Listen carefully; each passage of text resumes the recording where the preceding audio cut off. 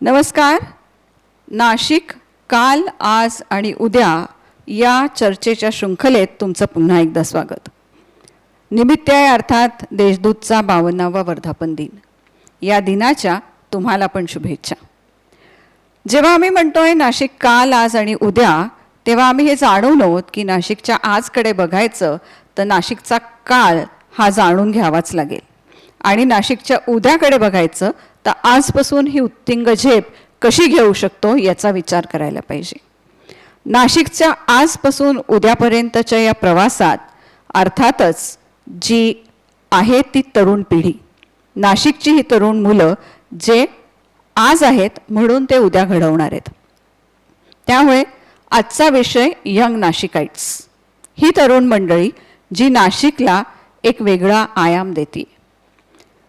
आज आपण गप्पा मारणार आहोत 3 अशा तरुण व्यावसायिकांशी की जे नाशिकमध्ये राहून त्यांचं काम करतायत. त्यांनाही इतरांप्रमाणे संधी भरपूर होत्या, पण त्यांनी त्यांची कर्मभूमी म्हणून, त्यांचं कार्यक्षेत्र म्हणून हे नाशिक निवडले. बेस इथे ठेवून ते जगभरात काम करतायत. आपण भेटतोय ओमकार वाळिंबे की जे एक वेब डेव्हलपर आहेत, वेबसाईट्स बनवतात. चिन्मय पाठक की ज्यांनी जस्ट नाशिकसारखी एक वेबसाईट उघडून नाशिकचा एक वेगळ्या प्रकारची ओळख जगभराला करून दिली, आणि तसंच ते उत्तम फोटोग्राफर आहेत. आणि मिथिलेश मांडवगणे की ज्यांनी त्यांचं पॅशन जे डिझायनिंगमध्ये होतं त्याची रुजवात ही नाशिकमध्येच केली, आणि आज ते इथेच कार्यरत आहेत. या तिघांनीही शिक्षण नाशकातच घेतलं. काही निमित्त मात्र ते बाहेरही गेले, पुण्याला गेले, काही कामानिमित्त मुंबईलाही वावरले, पण मात्र नाशिककर म्हणून नाशिकवर असलेलं त्यांचं प्रेम आणि नाशिकची वाढती एक कपॅसिटी असं बघत त्यांनी त्यांच्या कार्य हे नाशिकमधनं सुरू केलं.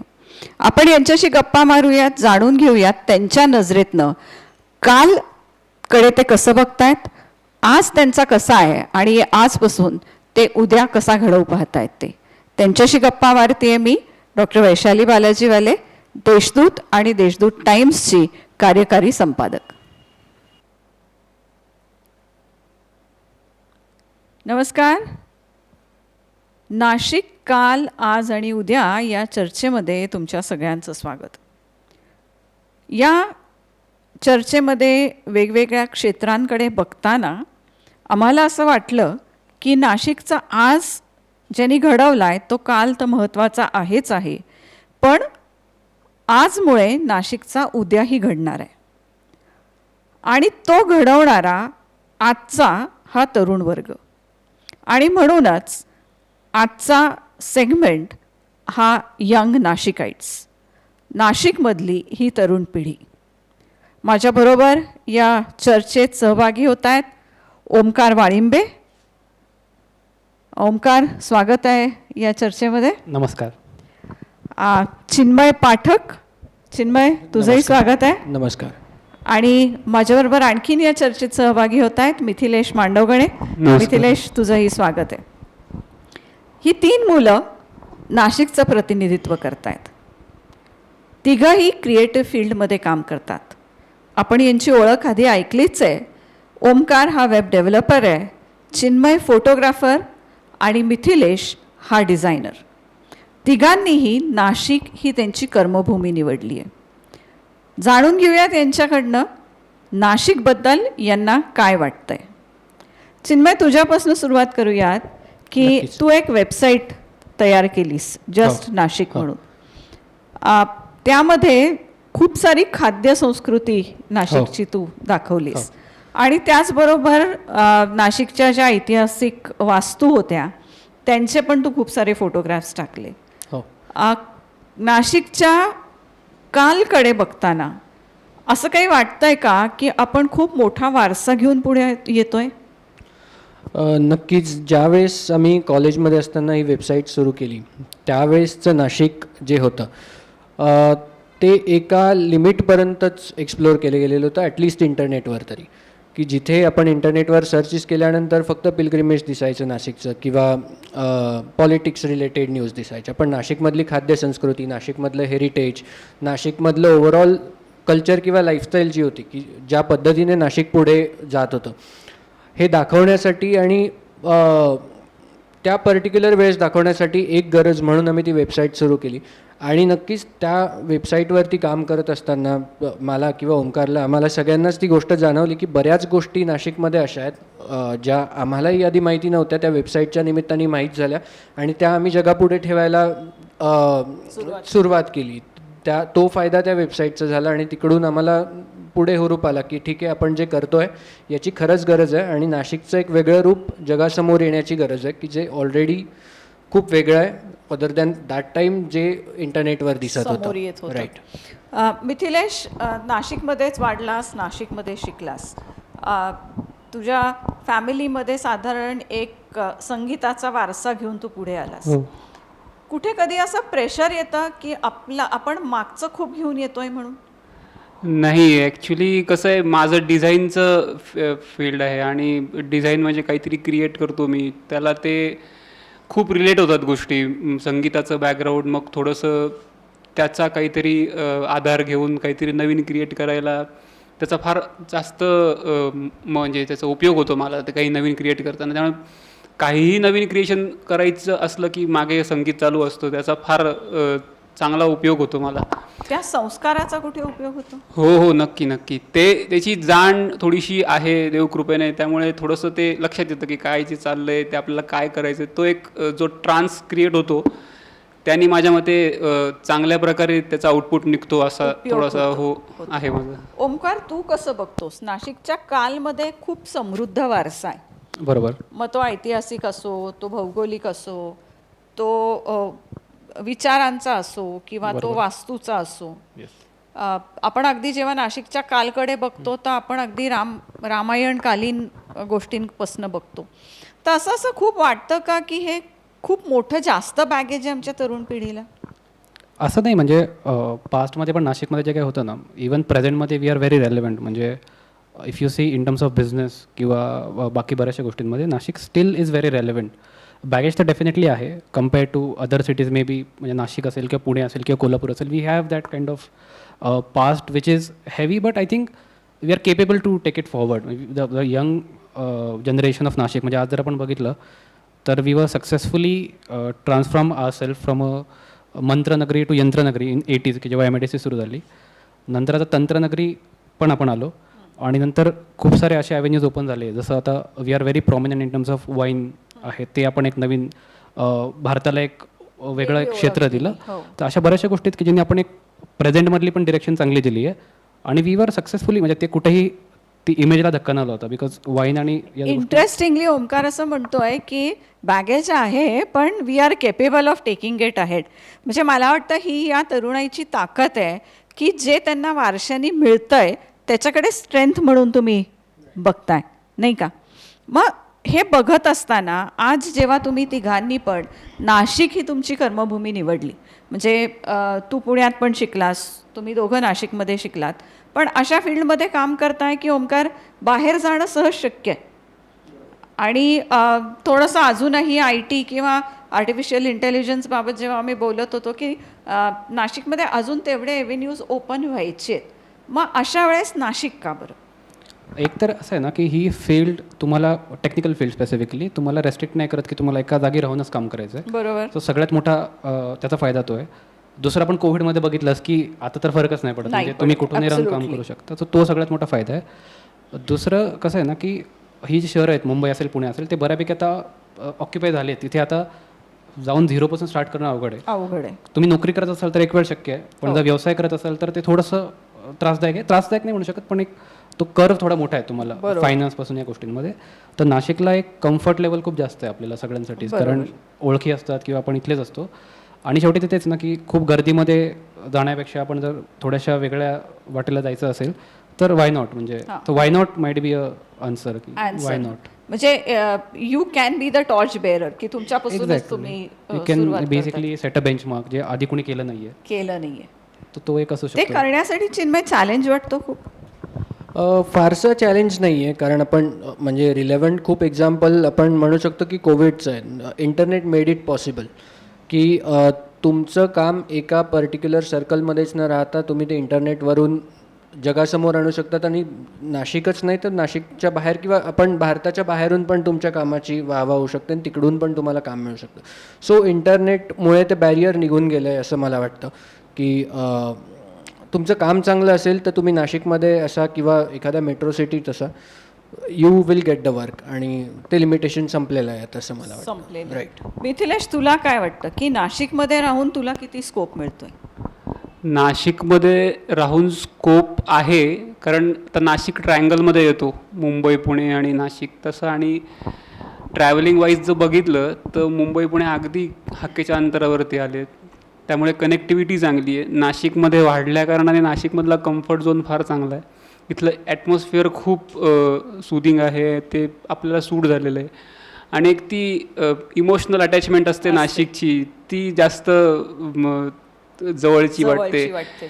त्यामुळे नाशिक सोडायची पटकन अशी कोणी हिंमत करत नाही, जो जनरली म्हणजे इच्छा होत नाही. हां, इच्छा होत नाही. आणि मुंबई पुण्यात कामानिमित्त जेव्हा जातो तिथलं ते धकाधकीचं वातावरण, सगळ्यांची घाई, ते नाशिकच्या माणसाला थोडंसं जडत जातं ॲब्झॉर्ब करायला.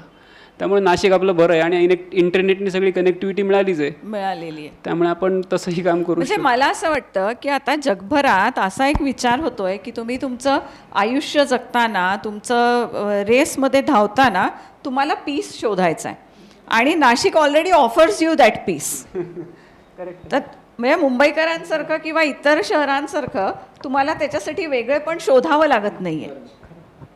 तर ओंकार, नाशिक म्हटलं की तुला काय आठवतंय पहिले? म्हणजे जर का डोळे झाकून तू नाशिक म्हटलंस. सगळ्यात जे तर इथलं वातावरण म्हणजे environment is I think one of the best in the country obviously. So ते मला वाटतं तो एक खूप, आणि एक शांतता आहे. म्हणजे हे असं शहरामध्ये ॲम्युनिटीज, मॉडर्न गोष्टी सगळ्या आहेत, पण स्टील एक तो पीस आहे. लाईक इथे धावपळ उगाच नाही आहे, तो एक शांतता मला वाटतं. तुला काय वाटतं नाशिक म्हटलं तर? सेम लाईन्सवर आहे की संथपणा जो आहे नाशिकमधला, म्हणजे असं नाही आहे आपल्याकडे सगळं लेडबॅक आहे पण सगळे कामं होत आहेत. मुंबईसारखी धावपळ नाही आहे की माझी ही लोकल चुकली तर प्रॉब्लेम होईल. आपल्याकडून नाशिकमधल्या एका कोपऱ्यातून दुसऱ्या कोपऱ्यात जाताना 20 मिनिटं खूप होतात. सो लोकांना धकाधकीचं जीवन नाही आहे इकडे. आणि बराच माझा एक्सपिरियन्स असा आहे की मुंबई पुण्यातली लोक इकडे आल्यानंतर त्यांना इकडे राहावंसं वाटतं की कामं पण होत आहेत, सगळं व्यवस्थित चालू आहे, तरी धकाधक नाही आहे. तर हा जो पीस आहे किंवा ही संथ गती आहे जी सेम टाईम नाशिकला ग्रोथ पण देते, तर ती मला इकडची खासियत वाटते. तुला काय नाशिक? मला तर नाशिकमध्ये आपलेपणा वाटतो, जो आत्तापर्यंत आहे इतके वर्ष आपण अनुभवतोय आणि इथून पुढेही अनुभवणार. नाशिकचा माणूस कुठेही बाहेर गेला तर तो उठून दिसतो, तो ह्याच कारणामुळे. आणि त्यामुळे नाशिक सोडायचं नाही, त्यामुळे ते नाशिक सोडायचं नाही आहे.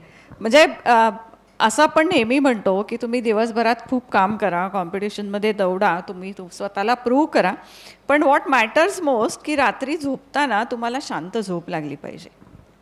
आणि आज त्याच्यासाठी आपण बघतोय की कोट्यावधी लोक रुपये खर्च करतायत की ही शांत झोप लागावी म्हणून. तर नाशिकमध्ये ही आपणे आपच तुम्हाला आहे का एकंदरीत त्या वातावरणामध्ये आणि त्या एकंदरीत त्याच्या पेसमध्ये? पण ओंकार, हा पेस आपण जे म्हणतोय की थोडंसं शांत आहे, थोडंसं थंड आहे, हा कुठे विरोधाभास नाही आहे की जग ज्या गतीने धावतं आहे त्या गतीने आपल्याला धावायला नको आहे एका अर्थाने, की जर का आपल्याला कॉम्पिटिशनमध्ये टिकायचं असेल तर? नाही, मला नाही वाटत, कारण त्याच्यात बरेचशी कारणं आहेत. एकतर नुसतं पळत राहण्याला अर्थ नसतो, ते it should have a objective.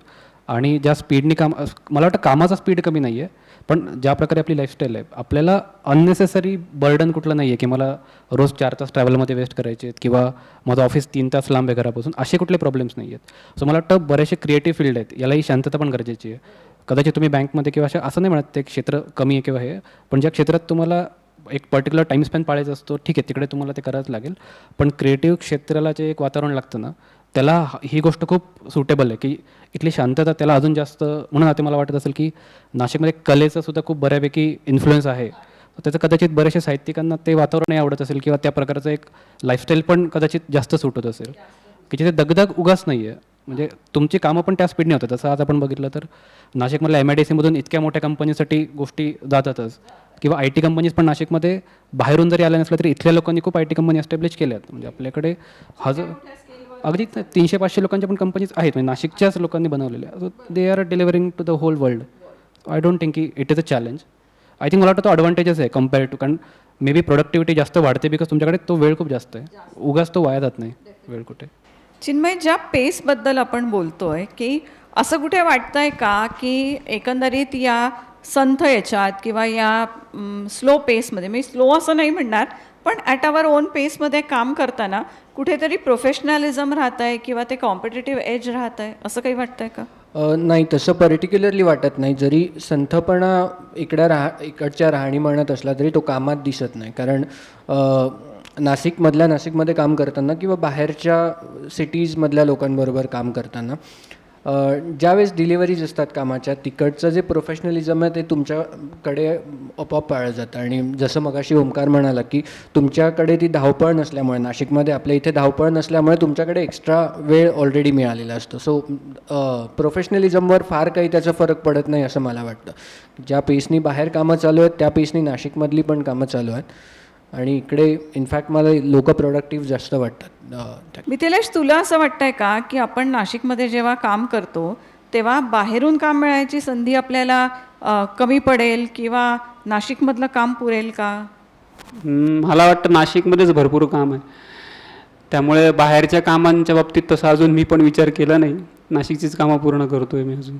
पण तेवढी कपॅसिटी वाटते का की आपल्याला बाहेर पण जाऊन ती कॉम्पिटेटिव्ह एज मॅच करता येऊ शकते? हो, 100%. आपल्याकडे तेवढं पोटेन्शियल आहे, आपल्याकडे तेवढी क्रिएटिव्ह लोकं आहेत जी ती कॉम्पिटिशन मॅच करू शकतात. 100%. ते मॅच करू शकतात. एकंदरीत जर का आपण असं बघितलं तर ही सगळी मुलं त्या पेसला धरून काम करतायत, पण कुठेही त्या प्रोफेशनलिझममध्ये ती कुठल्याही प्रकारचा कॉम्प्रोमाइज करत नाही आहेत. त्यांना कळतं आहे की बाहेरचं जग काय आहे. मुंबईला अगदी जवळ आहोत आपण, त्यामुळे तिथली कॉम्पिटिशन काय आहे, पण तरीसुद्धा त्या कॉम्पिटिशन कडे बघताना ते स्वतःकडे पण बघतायत आणि त्यांना हे कळतं आहे की यांना काय हवं आहे म्हणून. नाशिकची अशी कुठली गोष्ट आहे ओमकार की जी तुला एकतर तुझ्या व्यवसायात मदत करते, हवा पाणी सोडून, कारण की आपण त्याच्यावर बरंच बोललेलो आहोत, ती तुला त्याच्यात मदत करते, आणि दुसरं म्हणजे की ती तुला व्यक्ती म्हणून घडवायला मदत करते? जो एक सगळ्यात मेजर बेनिफिट जो मला दिसतो ना आता, की आत्ता आमची सेकंड जनरेशन असेल जी ॲक्टिव्ह आहे कामामध्ये. सो आता खूप यंग लोक नाशिकमध्ये स्टार्टअप सुरू करत आहेत किंवा नवीन बिझनेसेस सुरू करत आहेत. कम्पॅरेटिव्हली मला हा ट्रेंड खूप वाढलेला दिसला आहे की नाशिकमध्ये नोकरीपेक्षा व्यवसायाकडे बघण्याचा कल थोडा वाढतो आहे. ऑब्व्हियसली त्या लोकांना आमच्या सर्व्हिसेसची गरज असते, आम्ही ज्या प्रोव्हाइड करतो त्या, आणि त्यांची आणि आमची वेवलेंथ मॅच लवकर होते, कारण वय आमचं सारखंच असतं. सो तो जो स्टार्टअप कल्चर नाशिकमध्ये सुरू होत आहे तो सगळ्यात मला महत्त्वाचा मुद्दा वाटतो, की तो एक मुद्दा आहे. आणि दुसरं कसं आहे की इथे ऑपरेशनल कॉस्ट शक्यतो कमी असते बाकीच्या शहरांपेक्षा, त्यामुळे तुम्हाला इथे एंट्री बॅरियर कमी असतात. आणि तिसरं जे तुम्ही प्रोफेशनलिझमबद्दल मागे बोला, मला फक्त एक ॲड करायचं आहे ना, की एखादा माणूस जर प्रोफेशनल असेल ना तर तो कुठेही असू शकतो, आणि तो नसेल ना तो असं काही नाही की मुंबईतला माणूस किंवा कुठल्याही शहरातला माणूस हळू काम करायचं तो हळूच काम करेल. ज्याला ती स्वतःची आयडेंटिटी मेंटेन ठेवायची, मला वाटतं ते इंडिव्हिज्युअल ट्रेट आहे तो. It's not a city based trait किंवा लोकॅलिटीचा ट्रेट. कारण भारतामध्ये बरीचशी छोटी छोटी शहरं अशी आहेत आता कम्पॅरेटिव्हली की जिथे आहे म्हणजे इमर्जिंग गोष्टी होत आहेत तिथे. होत आहेत. मला हे फॅक्टर्स मला वाटतात की खूप रोल प्ले करतात. डेफिनेटली. चिन्मय, नाशिकनी तुला काय दिलं, तुझ्या पर्सनॅलिटीला काय दिलं? नाशिकमध्ये लहानाचं मोठं झाल्यामुळे इथले एकंदरीत आपली असणारी इतरांबरोबरची वागणूक आणि ती स्पेसिफिकली आपुलकीने असणारी, तर ती मला कायमच माझ्या कामात दिसते. आणि त्याच्यामुळे नाशिकमधल्याच लोकांबरोबर किंवा नाशिकच्या बाहेरच्या लोकांबरोबर पण वेवलेंथ लवकर जुळते.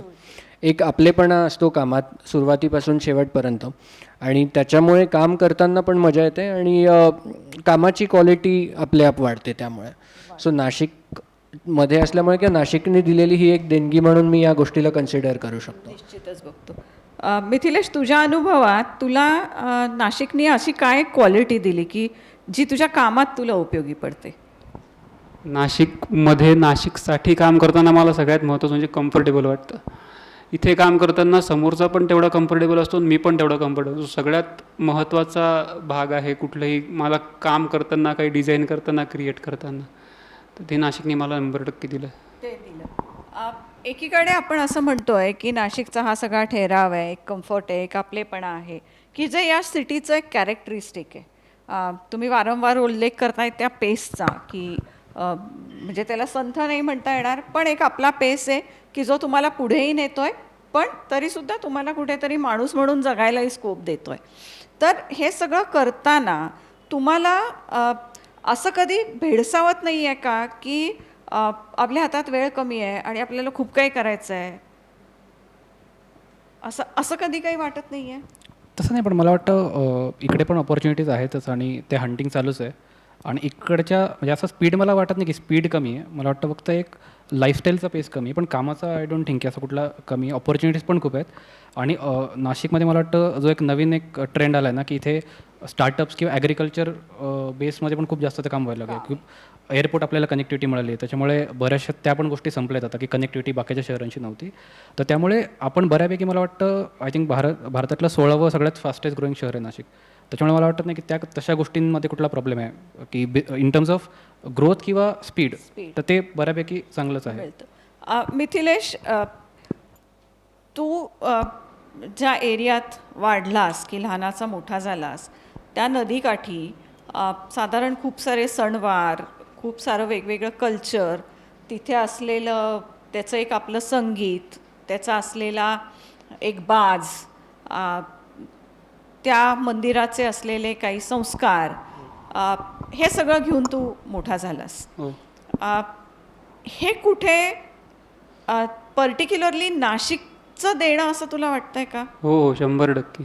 कारण नाशिकमध्ये मी अगदी हक्काने सांगू शकेल की ती जी संस्कृती जपणं, सगळे सणवार साजरे करणं, त्या सगळ्या सणावारांच्या आधीची तयारी, ते बाजारात मार्केटमध्ये सगळे लोक येतात, ते त्यांचं ते सीझनचे ते वस्तू विक्री करतात, तिथपासून तो उत्साह जो सुरू होतो, तो सण साजरा होऊन तो दिवस पूर्ण होईपर्यंत तो सगळा उत्साह जोरात असतो. आणि तो नाशिकमध्ये अगदी जुन्या नाशिकातला जो उत्साह आहे तो मी अगदी जवळून अनुभवला आहे आणि तो फार सुंदर असतो. त्याच्याने एक ऊर्जा मिळते. खूप खूप ऊर्जा मिळते. तो जो फील आहे नाशिकमध्ये एखादा एक उत्सव साजरा करण्याचा, तो नाशिकात व्यतिरिक्त कुठे असेल असं मला नाही वाटत. म्हणजे मी नाही कुठे बघितलंय असं. तसं नाही बघितलेलं. चिन्मय, जसं मी मगाशी म्हटलं की नाशिकला खूप वेगवेगळे आयाम आहेत, की एक त्याची सांस्कृतिक ओळख आहे, त्याची उद्योगनगरी म्हणून ओळख आहे, त्याची एक धार्मिक पर्यटन अशा नात्यांनी त्याची एक प्रामुख्याने ओळख आहे. आता ओमकारनी जो उल्लेख केला की त्याचे एक कृषी क्षेत्र, नगरी, त्यामुळे ओळख आहे.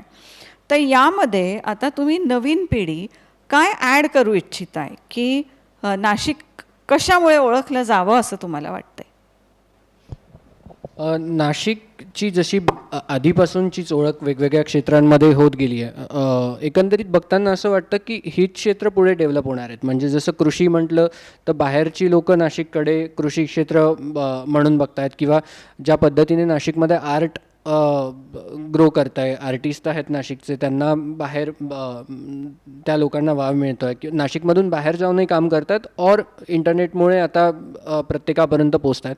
तर नाशिकची सुरुवातीपासूनचीच स्वतःची ओळख आहे, ती जगासमोर यायला सुरुवात झाली आहे मागच्या काही वर्षांपासून. ज्या पद्धतीने गोष्टी घडतात आता, इंटरनेट म्हणा किंवा मुंबई पुण्यानंतर नाशिककडे महाराष्ट्रातलं एक मोठं शहर म्हणून बघितलं जातं.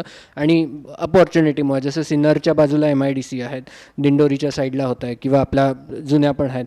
तर मेनस्ट्रीम करिअर आणि मेनस्ट्रीम गोष्टींपेक्षा बाकी गोष्टींना पण आता वाव मिळायला लागला आहे. आणि ती नाशिकची स्वतःची ओळख आहे, कुठली एक पर्टिक्युलर गोष्ट म्हणून नाही, पण ज्या पद्धतीने बाकीच्या शहरांमध्ये जी डायव्हर्सिटी आहे तीच नाशिकमध्ये पण आहे, आणि ती त्या पद्धतीनेच नाशिकची ग्रोथ व्हावी असं मला तरी वाटतं. तुला काय वाटतं मिथिलेश, कशामुळे नाशिक आता पुढे ओळखलं जावं? नाशिकच्या बाबतीत माझे काही स्पेसिफिक कारणं आहेत. मला एक तर ते जे आपला सुरुवातीला विषय झाला, एक नाशिकचं वातावरण, दुसरी मुंबई पुण्याशी असलेली कनेक्टिव्हिटी. आणि त्यामुळे मला असं वाटतं की नाशिकातला जो क्रिएटिव्ह माइंड आहे ना, तो मुंबई पुण्यातल्या जाहिरात क्षेत्राला फार पटकन आकर्षित करेल काही दिवसात, असं मला वाटतं. आणि ते जाहिरात क्षेत्र म्हणजे कसं, तर ते म्हणजे जे जाहिरातींचं शूटिंग वगैरे प्रकार जो असतो, नाशिकमध्ये होणं, त्याचा नाशिकमध्ये खूप चांगल्या प्रकारे म्हणजे development एकंदर क्रिएटिव्ह फील्ड मधनं नाशिकची ओळख ही नाशिकची नवीन ओळख नवीन मला भविष्यात तयार वाटते. होऊ शकेल. तुला काय वाटतं ओमकार, की कशी नवी ओळख आपण नाशिकची तयार करू शकतोय? एक तर जसं माझा आधीचा जो पॉईंट होता, म्हणजे मला थोडंसं पॉझिटिव्हिटी याबद्दल वाटते की इकडे ज्यांना बिझनेसेस सुरू करायचा आहे, so ease of doing business मला असं वाटतं नाशिकमधून खूप जास्त आहे. सो एक a place where startup are getting flourish, तो एक खूप महत्त्वाचा पॉईंट मला वाटतो, तो एक आहे. आणि दुसरी गोष्ट, टुरिझमसाठी सुद्धा नाशिक आता खूप जास्त ओळखलं जातं आहे. सो ॲग्रो टुरिझम असेल किंवा वेगळ्या प्रकारचे टुरिझम जे मेनस्ट्रीम नाही आहेत, मेडिकल आहे, तर मेडिसिनसाठी पण खूप लोक आता नाशिकला येत आहेत. येत आहेत. आणि मला वाटतं नाशिक एक बॅलन्स शहर म्हणून पण ओळखलं जाऊ शकतं, की इकडे रिअल इस्टेटला खूप स्कोप आहे. सो इकडे ज्यांना वर्क लाईफ बॅलन्स एक्सपेक्टेड आहे असे लोक इथे, कारण काही लोकांचं असतं की ज्यांना ते, आपण जसं म्हटलं की एक लाईफस्टाईल जरा शांत पाहिजे किंवा जिथे काम करायला जास्त वेळ मिळेल, अशा लोकांसाठी एक बॅलन्स शहर म्हणून पण नाशिक पुढे ओळखलं जाऊ शकतं. निश्चितच एक बॅलन्स शहर म्हणून नाशिक ओळखलं जाऊ शकतं, अशी ही आजची तरुण पिढी म्हणतीये. त्यांना त्याचा USP कळतोय आणि त्या शहराचं पोटेन्शियल पण कळतंय.